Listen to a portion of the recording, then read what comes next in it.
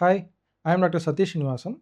இந்த பர்ட்டிகுலர் வீடியோல நம்ம டீனேஜர்ஸ்ல வரக்கூடிய ஒரு கேன்சர பத்தி பார்க்க போறோம். டீனேஜர்ஸ்னா குறிப்பா ஆண்கள்ல வரக்கூடிய ஒரு கேன்சர். அதாவது 12 வயசுலேருந்து 20 வயசுக்குள்ள இருக்கிற மேல்ஸுக்கு வரக்கூடிய ஒரு கேன்சர் பத்தி பார்க்க போறோம். என்ன கேன்சரா இருக்கும் அப்படின்னு ஒரு கன்ஃப்யூஷனா இருக்கும்னு நெனைக்கிறேன். வாங்க அத பத்தின எல்லா டீட்டெயில்ஸும் உள்ள பார்க்கலாம். ஸோ, இப்ப வந்து டீனேஜர்ஸ்ல டெஸ்டிகுலர் கேன்சர் அப்படின்னு சொல்லுவோம். அதாவது டெஸ்டிஸ்னா தெரியும். அந்த ஸ்பெர்ம் புரொடக்ஷனுக்கு ஹெல்ப் பண்ணக்கூடிய 2 கிளாண்ட்ஸு. அதில வந்து ஃபார் வாட் எவர் ரீசன் யூசுவலா ஒரு காமனான ஒரு ரிஸ்க் ஃபேக்டர் என்ன சொல்லுவோம்னா, சில பேர்ல வந்து அன்டிசென்டட் டெஸ்டிஸ் அப்படின்னு சொல்லுவோம். ஸோ நார்மலா வந்து குழந்தை பொறக்கும்போது 2 டெஸ்டிஸும் ஸ்க்ரோட்டத்துக்கு வந்திருக்கும். ஆனால் சில பேருக்கு பார்த்தீங்கன்னா, அது ஆக்சுவலி ஃபார்ம் ஆகுறது வயித்துக்குள்ள ஃபார்ம் ஆகி, அதுக்கப்புறம் போக போக கீழ இறங்கி ஸ்க்ரோட்டத்துக்கு வரும். சில சமயம் என்ன ஆகும்னா, அது பாதியிலேயே பிளாக் ஆயிடும். பிளாக் ஆகுறது மேற்கொண்டு நகராது. அப்ப என்ன பண்ணுவாங்கன்னா, குழந்தை பொறந்த பிறகு பார்த்தோம்னா, ஒரு டெஸ்டிஸ் தான் இருக்கும். இன்னொரு டெஸ்டிஸ் இறங்கி இருக்காது.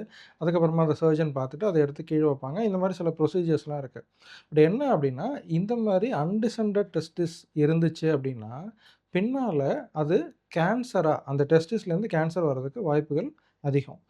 அப்படி இல்லாம நார்மலா இருக்கிற மேல்ஸுக்கே கூட சில சமயங்கள்ல என்ன வரும்னா, இந்த டெஸ்டிஸ்ல கேன்சர் வர்றதுக்கான வாய்ப்புகள் இருக்கு.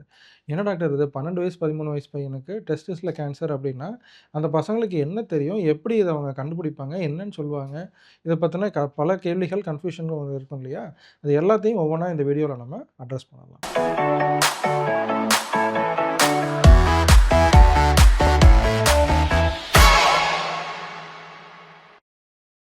டெஸ்டிகுலர் கேன்சருடைய மிக மிக முக்கியமான ஒரு சிம்ப்டம் என்ன சொல்லுவோம்னா, பெயின் இருக்காது அப்படின்னு சொல்லுவோம். ஸோ ஜென்ரலா கேன்சர்னாலே எல்லார் மத்தியிலயும் என்ன ஒரு தாட் இருக்கும்னா, cancer is a painful condition அப்படின்னு நம்ம சொல்லுவோம். இதில வந்து ரிவர்ஸ்ல உல்டாவா ஒண்ணு நடக்கும். என்ன அப்படின்னு நான் சொல்றேன். ஸோ நார்மலா ஒரு டெஸ்டிஸ் அதாவது மேல்ஸுக்கு தெரியும். கேட்டுட்டு இருக்கிற மேல்ஸுக்கு இது நல்லா தெரியும். அந்த டெஸ்டிஸ்ன்றது ரொம்ப பிரஷர் சென்சிட்டிவ் ஒரு ஆர்கன். இப்போ விளையாடும்போது கொள்ளும்போது ஏதாவது பால் ஏதாவது பட்டாலோ, ஏதாவது இடிச்சாலோ ரொம்ப சிவியரான ஒரு டிஸ்கம்ஃபோர்ட் ஒண்ணு இருக்கும். ஸோ அத தான் டெஸ்டிகுலர் சென்சேஷன் அப்படின்னு சொல்லுவோம். பேசிக்கலி அந்த டெஸ்டிஸ அழுத்தும்போது ஒரு ஆல்மோஸ்ட் அடி வயித்துலேருந்து வாமிட் வர மாரி ஒரு சென்சேஷன் இருக்கும். அந்த சென்சேஷன தான் டெஸ்டிகுலர் சென்சேஷன் அப்படின்னு சொல்லுவோம்.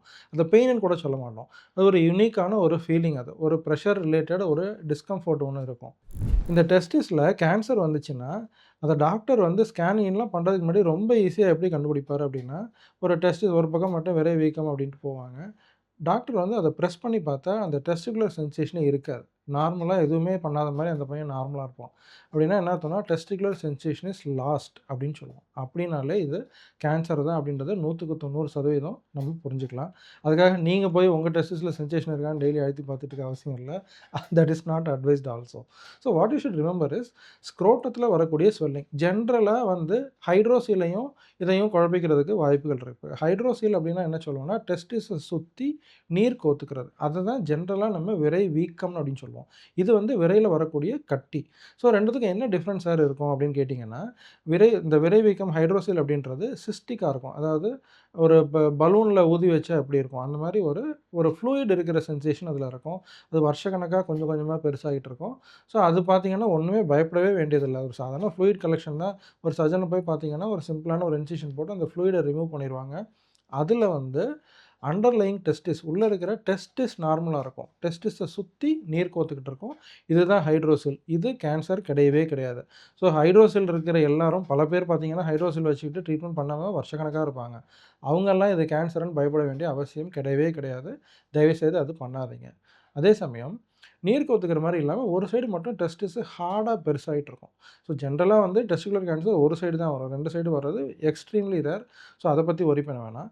ஒரு சைடு டெஸ்டிஸ் மட்டும் பெருசா இருக்கு. ஒரு சின்ன பசங்களுக்கு ஏதோ ஒரு டிஃபரன்ஸ் தெரியுது. இந்த சைட விட அந்த சைடு பெருசா இருக்கு அப்படின்னு அவங்க ஃபீல் பண்ணாங்கன்னா, யூசுவலா அந்த ஏஜ்ல பசங்க என்ன பண்ணுவாங்கன்னு நினைக்கிறீங்க? வெட்கப்பட்டுக்கிட்டு அத போய் யார்ட்டயும் சொல்லிட்டுலாம் இருக்க மாட்டாங்க. இத போய் எப்படி இன்னொருத்தர்ட்ட சொல்றது? யார்ட்ட சொல்றது? இவ்ளோ பிரச்சனைகள் இருக்கும். ஆனால் இந்த மாதிரி எனிதிங் தட் இஸ் அப்நார்மல் ஒரு சைடு மட்டும் பெருசா இருக்கு அப்படின்னா, ஒரு நாள் கூட டிலே இல்லாம they have to go and meet a surgeon. ஒரு சர்ஜன போய் உடனடியாக பார்க்கணும். பார்த்தா தான் அவர் வந்து இது கேன்சரா இல்லையான்றத கண்டுபிடிப்பார். ஸோ இந்த டெஸ்டிகுலர் கேன்சர் இப்ப டீனேஜ்ல வரும்னு சொல்லியிருக்கோம். இதுவே வந்து நமக்கு என்னடா இது இந்த வயசு பசங்களுக்கு கேன்சர்ன்னு ஒரு ஒரு ஒரு பயம் ஒண்ணு இருக்கும். ஒரு அவர்ஷன் ஒண்ணு இருக்கும். ஆனா ஒரு நல்ல விஷயம் இந்த கேன்சர பத்தி சொல்றேன். பொதுவா கேன்சர்ல 4வது ஸ்டேஜ் வந்தா குணப்படுத்த முடியாது அப்படிங்கிறது தான் பல கேன்சர்ல இன்னைக்கும் உண்மையா இருக்கிற விஷயம்.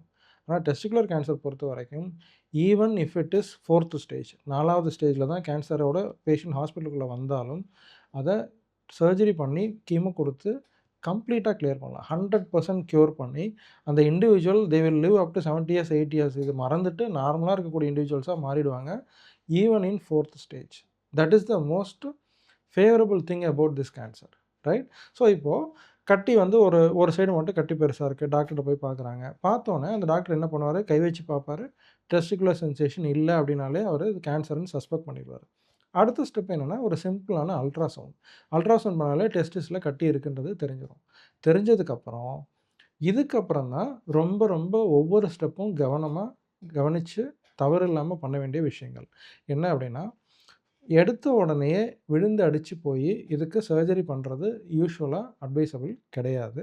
என்ன பண்ணணும்னா, ideally you should go and meet a oncology doctor அல்லது urology doctor who knows about managing the testicular cancer. So இதில் ஏன் இது பண்ணுறோம் அப்படின்னா, இந்த சர்ஜரி சொன்னோம் இல்லையா, ஹைட்ரோசிலுக்கு ஒரு சர்ஜரி சொல்கிறோம், டெஸ்டிகுலர் கேன்சருக்கு ஒரு சர்ஜரி சொல்கிறோம். இது ரெண்டும் கம்ப்ளீட்லி வேறு மாதிரி இருக்கும். இப்போ ஹைட்ரோசில் சர்ஜரியில் ஸ்க்ரோட்டத்தில் கத்தி வச்சு அந்த ஃப்ளூயிடை ரிலீஸ் பண்ணுவோம். டெஸ்டிகுலர் கேன்சரில் கட்டி இருக்கிறது என்னமோ டெஸ்டிஸில் தான், ஸ்க்ரோட்டத்துக்குள்ளே தான். ஆனால் ஸ்க்ரோட்டத்தில் கத்தி படவே கூடாது. சர்ஜரி எங்கே பண்ணுவாங்கன்னா, இடுப்போட கீழ்ப்பகுதியில் இந்த இடத்துல ஒரு ஹோல் போட்டு இங்கேருந்து அந்த டியூப் வழியாக, அந்த டெஸ்டிஸ்லேருந்து வரக்கூடிய அந்த டியூப் வழியாக அதை மேலே எடுத்து அதை ரிமூவ் பண்ணுவாங்க. ஸோ இந்த சர்ஜரி பண்ணால் தான் உங்களை க்யூர் பண்ண முடியும். டெஸ்டிஸில் கத்தி வச்சா க்யூர் பண்ண முடியாது. ஸோ இது கரெக்டாக புரிஞ்சுக்கிட்ட ஒரு டாக்டர்கிட்ட போனீங்கன்னா தான் இதுக்கான ட்ரீட்மெண்ட் உங்களுக்கு கரெக்டாக இருக்கும். யூஷுவலாக that will be a urologist or a oncologist. So அவங்கள்ட்ட போனீங்கன்னா இதுக்கு உண்டான ப்ராப்பர் சர்ஜரி பண்ண போகிறாங்க. அதே சமயம் இந்த கேன்சரில் மற்ற அதாவது கேன்சர் இப்போ ஒரு 100 வகையான கேன்சர் இருக்குன்னா, ரொம்ப சில கேன்சரில் மட்டும்தான் பிளட் டெஸ்ட்டை வச்சு நம்ம கேன்சரை கண்டுபிடிக்கிறதோ சரி, மானிட்டர் பண்ணுறதோ சரி பண்ண முடியும். இந்த டெஸ்டிகுலர் கேன்சர் அந்த விதத்துலேயும் ஒரு ஸ்பெஷலான கேன்சர். என்னென்னா, சிம்பிள் பிளட் டெஸ்ட்டில் இந்த கேன்சருடைய எவ்வளோ தூரம் வளர்ந்துருக்கு, எவ்வளோ அக்ரெசிவாக இருக்குது எல்லாத்தையும் நம்ம தெரிஞ்சுக்க முடியும். யூஷுவலாக என்ன பண்ணுவோன்னா, சர்ஜரிக்கு முன்னாடியும் இந்த டியூமர் மார்க்கர்ஸ்ன்னு சொல்லுவோம். அதாவது ஆல்ஃபா ஃபீட்டோப்ரோட்டீன், பீட்டா ஹெச்சிஜி, எல்டிஹெச் அப்படின்னு சொல்லி 3 டியூமர் மார்க்கர்ஸ் இருக்குது. இந்த டியூமர் மார்க்கர்ஸை பிஃபோர் சர்ஜரி பண்ணுவோம், ஆஃப்டர் சர்ஜரி பண்ணுவோம். அது லெவல்ஸ் ஹையாக இருந்ததுன்னா எவ்வளோ குறையுதுன்றதை மானிட்டர் பண்ணுவோம். இது வந்து ஒரு simple tool to identify a recurrence. Cancer திரும்ப வருதா வரலையான்னு தெரிஞ்சுக்கிறதுக்கு திரும்ப திரும்ப ஸ்கேன் பண்ணுறத விட இந்த டெஸ்ட்டு ரொம்ப ஈஸியாக ஹெல்ப் பண்ணக்கூடிய ஒரு டெஸ்ட்டு. ஸோ இதுவும் ஒரு யூனிக்கான விஷயம். சரி டாக்டர், இப்போ கட்டி கண்டுபிடிச்சிட்டோம், ஒரு யூராலஜி டாக்டரையோ ஆன்காலஜி டாக்டரையோ பார்த்தாச்சு, கட்டியை எடுத்தாச்சு, அதுக்கப்புறம் என்ன டாக்டர், இந்த கேன்சர் திரும்ப வர்றதுக்கு வாய்ப்பு இருக்கா, என்ன பண்ணணும் அப்படின்ற கேள்வி இருக்கும். ஸோ ஜென்ரலாகவே நம்ம என்ன சொல்லுவோம், ரேடியேஷன், கீமோ 2 ட்ரீட்மெண்ட்டு சர்ஜரிக்கு அப்புறம் அவாய்ட் பண்ணுறதுக்கு, ரெக்கரன்ஸ் அவாய்ட் பண்ணுறதுக்காக நம்ம யூஸ் பண்ணுவோம். இந்த டெஸ்டிகுலர் கேன்சர்லேயும் அது 2மே பொருந்தும். இந்த டெஸ்டிகுலர் கேன்சரில் சில டைப் ஆஃப் கேன்சருக்கு வந்து ரேடியேஷன் ரொம்ப எஃபெக்டிவாக இருக்கும். சில டைப் ஆஃப் கேன்சருக்கு ரேடியேஷனோட கீமோதெரப்பி ரொம்ப எஃபெக்டிவாக இருக்கும். But what ever it is required, அந்த ட்ரீட்மெண்ட்டை நம்ம கம்ப்ளீட் பண்ணிட்டோம் அப்படின்னா, யூஷுவலாக கீமோதெரப்பின்னா 6 சைக்கிள்னு சொல்லுவோம் இல்லையா, இதில் டெஸ்டிகுலர் கேன்சரில் 4 சைக்கிள் கீமோ தான். ஸோ 4 × 3 பார்த்தீங்கன்னா 12 வாரம். ஒரு 3 மந்த்ஸ்க்குள்ளே கீமோதெரப்பி முடிச்சுட்டு அவங்க they can go back to their normal life. இதில் என்னென்னா, சம்டைம்ஸு இந்த கட்டி சின்னதாக இருக்கும்போது வரமாட்டாங்க. உள்ளே வரும்போது நம்ம ஸ்கேன் பண்ணி ஸ்டேஜ் பார்க்குறோம். நம்ப மாட்டீங்க, சில சமயங்களில் அட் அ டயத்தில் லங்கில், போனில், வயிறு ஃபுல்லாக நெறி கட்டி, அதே சமயம் டெஸ்டிஸ்லையும் கட்டி, இவ்வளோ பிரச்சனைகளோட ஹாஸ்பிட்டலுக்குள்ளே வருவாங்க. யூஷுவலாக கேன்சர் இந்த மாதிரி ஸ்டேஜில் பெட் ஸ்கேனு வேறு ஏதாவது கேன்சரில் இருந்ததுன்னா சிச்சுவேஷனே வேறு, ரிசல்ட் அவ்வளோ நல்லா இருக்காது.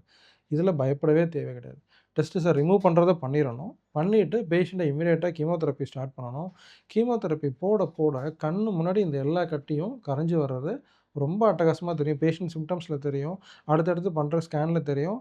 Dramatic results. நீங்கள் கீமோதெரப்பி முடிச்சுட்டு அதுக்கப்புறம் ஒரு கேப் போட்டு ஒரு பெட் எடுத்து பார்த்தீங்கன்னா, எங்கெங்கெல்லாம் டியூமர் இருந்ததோ அது எல்லாமே டிஸப்பியர் ஆகிருக்கும். It would have melted away with chemotherapy. Again they are candidates for cure. அவங்கள கம்ப்ளீட்டாக க்யூர் பண்ணுறதுக்கான ஸ்கோப்பு எக்ஸ்ட்ரீம்லி ஹை. ஸோ இதுதான் இந்த கேன்சரில் வந்து பொதுவாக பேரண்ட்ஸுக்கு கூட்டிகிட்டு வர பேரண்ட்ஸுக்கு என்ன பதட்டம் இருக்கும்னா, 12 வயசு பையனை கேன்சர்னு கூட்டிகிட்டு வந்தால் அவங்க எவ்வளோ வருத்தத்தில், எவ்வளோ பதட்டத்தில் இருப்பாங்க. ஸோ அவங்கள 4 மாதம் கழித்து உங்கள் பையன் நல்லாயிட்டான், எல்லா கேன்சரும் காணாம போயிடுச்சு அப்படின்னு சொல்லி அவங்கள அனுப்புகிற அந்த ஹாப்பினஸ் இருக்கு இல்லையா, அதை ட்ரீட் பண்ணுற மெடிக்கல் ஆங்காலஜிஸ்ட்டுக்கு, ரேடியேஷன் ஆங்காலஜிஸ்ட்டுக்கு ஒரு மிகப்பெரிய ஒரு பிளெஸ்ஸிங் அது. So don't be afraid of testicular cancer. Even if it is stage 4, cure பண்ணுறதுக்கான அட்டெம்ப்ட்டு தாராளமாக ஒர்க் அவுட் ஆகும்.